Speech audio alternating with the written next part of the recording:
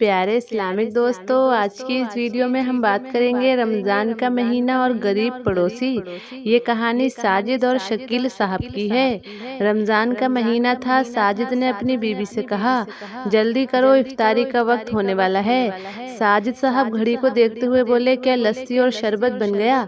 बीवी ने जवाब दिया, जी बना लिया। साजिद ने कहा, हाँ देखो तो सही किस कदर गर्मी है, लस्सी के बगैर तो मज़ा ही नहीं आता। इसके बाद बीवी ने बच्चों के साथ मिलकर एक एक चीज दस्तरख्वान पर सजाना शुरू कर दी। पकौड़े, समोसे, दही बड़े, चना चाट, फ्रूट चाट, लस्सी, रूह अफ़ज़ा का दूध वाला शरबत वगैरह सब दस्तरख्वान पर सजा दिया गया। इतने में साजिद ने कहा, अरे बेगम, खजूरें तो लेकर आओ, खजूर से तो रोज़ा खोलना सुन्नत है। बीवी ने कहा, जी जी लाती हूँ, ये लीजिए, खजूरें भी आ गईं। दस्तरख्वान सजा हुआ था। बड़े छोटे सब बैठकर रोज़ा खोलने का इंतजार करने लगे। साजिद ने कहा, बेगम, सालन में क्या बनाया है? नमाज के बाद घर आकर खाना खाऊंगा।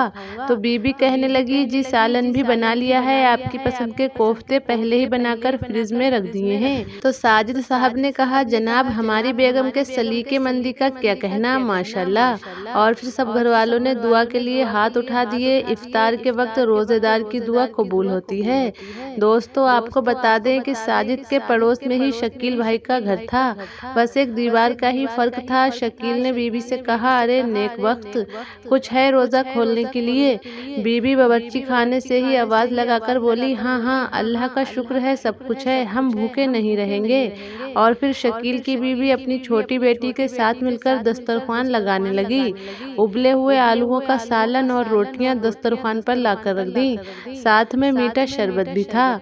ये मीठा शरबत वो शरबत होता है जिसमें चीनी और पानी के अलावा कुछ नहीं होता। ना नींबू, ना रूह अफ़ज़ा, ना दूध और ना ही कोई मेवा, सिर्फ चीनी का मीठा पानी था। इसके अलावा गिनती की 6-7 सूखी पकौड़ियाँ थीं। सूखी इसलिए क्योंकि उन पकौड़ियों में न प्याज, न आलू, न पालक, न बंद गोभी, कुछ भी नहीं था। ऐसी पकौड़ियाँ थीं जो रोजेदार के हलक में अटकने लगे। लेकिन क्या करें, मजबूरी है ना। आखिर गरीबों का भी तो दिल चाहता है कि कुछ चटपटा खाने को। शकील की दोनों बड़ी बेटियां जो कुरान पाक की तिलावत कर रही थीं, वो भी आकर बैठ गईं और ये घराना रोज़ा खोलने का इंतजार करने लगा। शकील ने एक नज़र दस्तरख्वान की तरफ देखा और फिर अपनी तीनों बेटियों की तरफ देखा।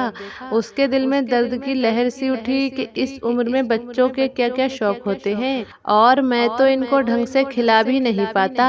इफ्तार का वक्त दुआओं के कबूल होने का वक्त होता है। वो सब लोग दस्तरख्वान के चारों तरफ बैठकर दुआएं मांगने लगे।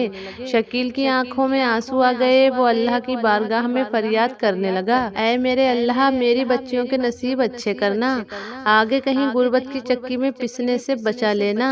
ऐ मेरे मौला, इन्हें नेक, शरीफ, खुशहाल रिश्ते अता फरमा। बेटियां बहुत समझदार और सब्र वाली थीं, मगर सबसे छोटा बेटा ये सब बर्दाश्त नहीं कर पाता था। वो कहने लगा, अम्मी, अभी मैं असद के साथ उसके घर चला गया था। उनके घर में दस्तरख्वान रोजाना भरा होता है। ये सब कुछ हमारे घर में क्यों नहीं होता अम्मी? मुझसे नहीं खाई जाती रोज रोज, कभी आलू, कभी टिंडे, कभी दाल। माँ ने बेटे से कहा, बेटा सब्र करो, अल्लाह सब ठीक कर देगा। बेटा कहने लगा, अम्मी सब्र तो करता हूँ, लेकिन हफ्ते में एक आध दफा तो अच्छा खिला दिया करें। कभी शरबत में रूह अफ़ज़ा तो डाल दिया करें, कभी तो गोश्त या मुर्गे का सालन बना लिया करें। बेटा अभी छोटा ही था, उसकी उम्र 11 या 12 साल ही थी और उसका नाम अहमद था। माँ का कलेजा तड़प उठा। उसने बढ़कर अहमद को सीने से लगा लिया और खुद भी सिसक सिसक कर रोने लगी और कहने लगी, सब्र कर मेरे लाल, सब्र कर। अल्लाह ने सब्र करने वालों के लिए जन्नत बनाई है, वहाँ सब कुछ मिलेगा। बेटा सब्र करो। बेटा भी माँ के सीने से लगकर घुट घुट कर हिचकियां भरने लगा। उसकी उम्र 11 या 12 साल ही थी, लेकिन रोजे सब पूरे हो रहे थे। आज न जाने वो ऐसा क्यों बिखरा कि संभालना ही मुश्किल हो गया। बच्चियां भी अंदर ही अंदर घुट रही थीं, हालात को समझती थीं, इसलिए कभी कहती भी नहीं थीं कि अम्मी जान, सिर्फ इफ्तियारी की ही क्या बात है, सहरी में भी तो सूखी रोटियां नहीं खाई जाती। सहरी में 2 चम्मच दही हमें भी मिल जाया करे तो क्या ही बात हो। पड़ोसन बता रही थी कि सहरी में दही खाने से प्यास नहीं लगती। वो अंदर ही अंदर न जाने क्या क्या सोच रही थी। छोटी बेटी भी आसमान की तरफ देखने लगी। इस्लाम में तो कहा गया है कि अल्लाह की राह में खर्च करो। अय अल्लाह, ये लोग कुरान नहीं पढ़ते क्या? कुरान उनकी समझ में नहीं आता तो फिर ये लोग क्यों अल्लाह की राह में खर्च नहीं करते? ये लोग क्यों नहीं समझते कि गरीबों का भी तो दिल होता है, ख्वाहिशें होती हैं, कभी कभी तो हमारा भी अच्छा खाने को दिल चाहता है। ऐ मेरे अल्लाह, मैं तुझसे गिला नहीं कर रही, तू हमें जिस हाल में भी रखे हम तुझसे राजी हैं। हमें तो बस अपने दिल की बातें तुझसे करनी है। अम्मी से कहूँगी तो वो दुखी होंगी, इसलिए तुझसे कहती हूँ। ऐ अल्लाह, कुछ अच्छा खाने को बहुत दिल चाह रहा है, बहुत प्यास लगी है, दूध वाला शरबत पीने को बहुत जी चाह रहा है। ऐ मेरे अल्लाह, तू हमें अपने फजल से दुनिया में भी खिला और आखिरत में भी हमें नेमतों भरी जिंदगी अता फरमा और हमें अपना फरमा बरदार बना। ऐ अल्लाह, अपने खजानों में से हमें बहुत सारे खाने की अच्छी अच्छी चीजें अता फरमा। छोटी बेटी अपने ही अंदाज में अल्लाह से बातें किए जा रही थी। अजान होने ही वाली थी कि इतने में किसी ने दरवाजा खटखटाया। शकील भाई ने दरवाजे पर जाके देखा तो साजिद साहब खाने की एक बड़ी सी ट्रे लिए खड़े हुए थे। साथ में उनका बेटा भी शरबत का जग लिए हुए खड़ा था। साजिद साहब वही थे जिनके बारे में हमने आपको शुरू में बताया था।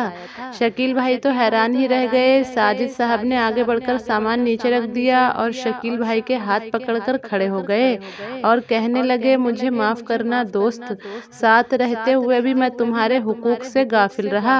अभी बेटे की जिद करने पर आइसक्रीम लेने जा रहा था तो गली से गुजरते हुए आपके बेटे की रोती हुई आवाज ने मेरे कदम जकड़ लिए। मुझे माफ करना मेरे भाई, मैं बहुत शर्मिंदा हूँ।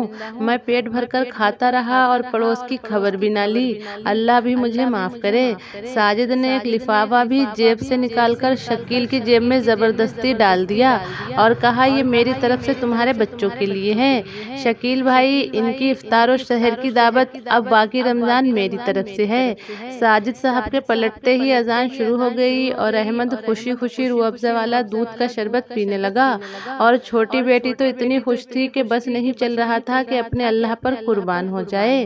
वो कितना करीम है, कोई उसे सच्चे दिल से पुकारे तो सही। तो प्यारे इस्लामिक दोस्तों, रमजान में अपने आसपास गांव मोहल्ले बस्ती में देखें, पड़ोसियों को देखें, कहीं कोई ज़रूरतमंद तो नहीं। बहुत से लोग रूखी सूखी खाकर रोज़ा रखते हैं और इफ्तार में भी उन्हें कुछ नसीब नहीं होता। तो आप बिना दिखावा किए उनकी मदद करें। अल्लाह पाक अमल करने की तौफीक अता फरमाए। आमीन, अल्लाहुम्मा आमीन।